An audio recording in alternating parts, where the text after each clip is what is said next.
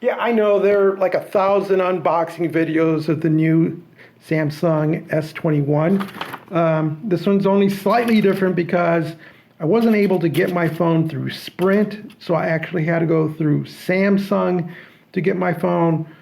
But it ended up that I got a better deal, more memory, and it just arrived. So let me show you what's in it besides the shipping. They use this really nice material to wrap everything in.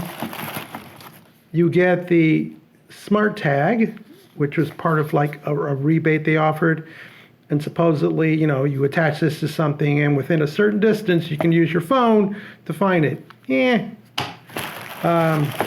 phone doesn't come with a charger. That's, let's follow everything that iPhone does. So they got rid of the charger, so you're gonna have to buy a charger.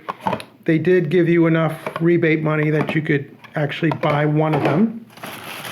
And I also was able to get a case for it that includes a little kickstand so the phone can be propped up. And then there's the actual phone and plain box. It's sealed. So I'm going to open that up and show you the inside. Cut the tape on both sides, going to open it up. So the issue I had with Sprint was that I went to place the order and it got kicked back. And I called Sprint and they said, well, we didn't kick it back. And I called Samsung and they said, well, we didn't kick it back. And so I was caught in this catch-22. And then eventually Samsung said, you know what?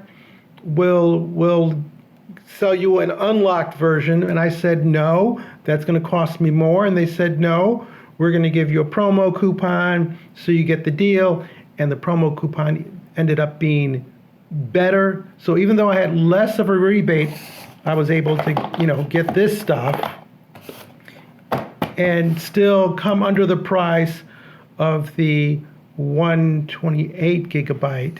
So I have 256. So here's the phone, camera on top. I don't even remember what color I got. Oh, it's looks like a gray. I don't like big phones.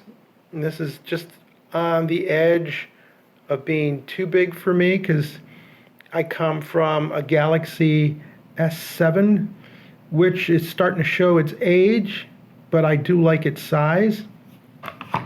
Other than the phone, I know you get a key so that you can put in your SIM card. There's the key. No headphones because there is no headphone jack, but there should be the cable. There's a guide, some adverts, and here's the little cable so that when you do get a power supply, you can hook it up. Opening up the charger, we find out that Samsung does a lot of excess packaging. So, the reason they got rid of this, besides following what iPhone does, is they say, it's better for the environment, less electronic, but you still have to buy this darn thing to make that darn thing work. And if you're looking to save the environment, then perhaps you put this in a smaller box because there's nothing else in here but air. So a waste of resources. I'm thankful that we do at least take this to the recycling center. It does use the USB-C connector, which allows you to plug in either side up or side down, just like that other phone that starts with an I, but it's not the same connector. It's a totally different connector.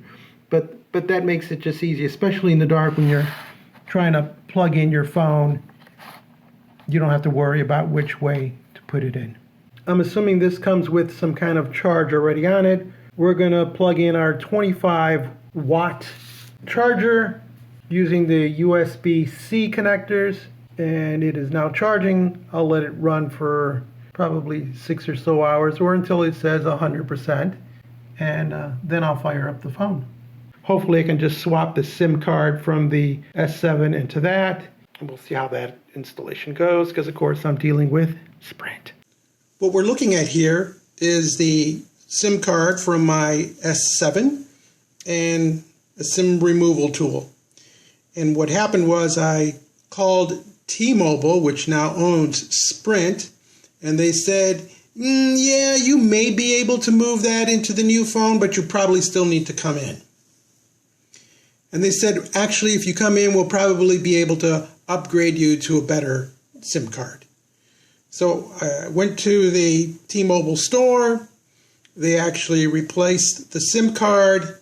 So now when I go to my new phone and I go about, and I go status, and I go, where is it? There it is, SIM card status. It tells me that I'm on the T-Mobile network. And what they told me is eventually the Sprint network will be going down, so I'm actually getting better coverage. I get their G5, etc., etc. So word to the wise, if you're hoping you can swap out that SIM card into your new S21, you may be able to, but you'll probably eventually have to upgrade to the T-Mobile card. The nice thing is, it was free. The S21 joined the growing industry trend in removing the audio headphone mini port. Why? Well, one could argue that having Bluetooth makes for a nice wireless connection. It's more convenient for the consumer. Maybe it saves some space on the device. Does it make for a thinner phone? Well, here's an old iPhone 4, and it has an audio port, and it looks about the same size, maybe even a little thinner. So that's really not the excuse. Or maybe it's just a way for them to make more money. I knew that when I ordered this phone, it wouldn't come with a headphone port. So what do I do? Because I own several headphones. Quick sidebar. This technology dates back to the 19th century. Back then it was a 1/4-inch plug. Telco companies mainly used it. Transistorization of radios eventually led to the mini plug, which gave you a tip and a sleeve. So you had monaural sound. Eventually stereo became popular, and then you had tip, ring, sleeve, left channel, right channel, ground. With smartphone technology, they added another ring so that you can incorporate a mic. So all these devices are backwards compatible, so you can actually take the smartphone plug and put it into a monaural device and it would still work. Pretty amazing technology that is now outdated. So what do we do with all these devices? Do we simply just throw them away? While Samsung and others could have left a headphone jack so we could have a choice of whether to go wire or wireless, they did give us an option for a price. For those of us not willing to upgrade to a wireless Bluetooth headset and wanting to maintain our old headset, Samsung has made the USB-C headset jack adapter retailing for about $15. What makes this so special compared to much cheaper options that are out there?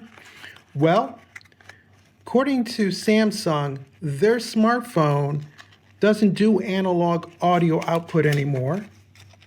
So, let's see, I get a little card here, and there is your $15 worth of connector. The USB-C and a mini plug port.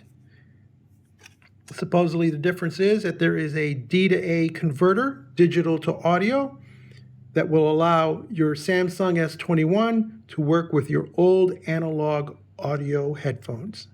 To use, we simply plug into the connector, plug in our headphone, and find something to play back.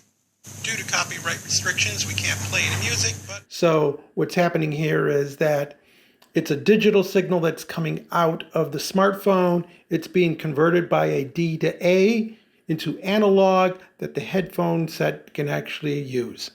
While I can now enjoy my favorite music apps in peace, I see that this connection could probably become an issue in a while because there's not much stress release here. The cable's fairly thin, as is the insulation on it. And so I can see this failing probably here or here just because it's always doing this motion.